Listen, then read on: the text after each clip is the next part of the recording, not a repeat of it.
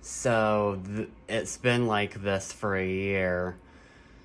In 2016, I broke this monitor. So the only way I would be able to see what's going on with the monitor is hook this HDMI cable up to the TV. And in January or February 2020, which is a year ago, I pressed this power button and somehow it's not going to turn on the right way. And it's just going to have this orange light for some reason. It's not the HDMI cable because it works on my Nintendo Switch.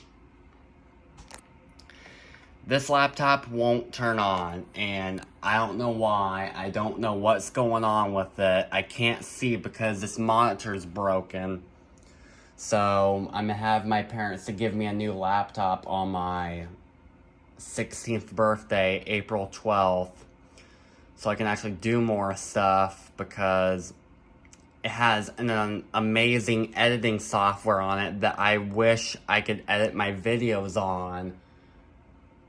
And I'm stuck with iMovie, so if anybody has any suggestions on how to get this laptop back to working, please let me know.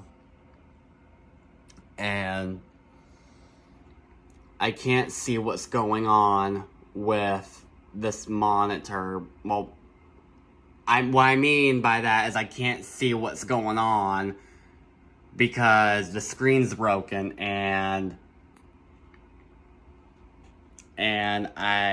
it's hooked up to the HDMI cable to the TV, so I don't know what is going on. So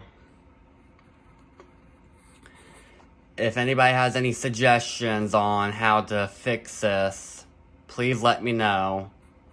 Okay, because I want to get back to editing my videos on Sony Vegas Pro 13, which I somehow got for free. So yeah. Please help. Bye.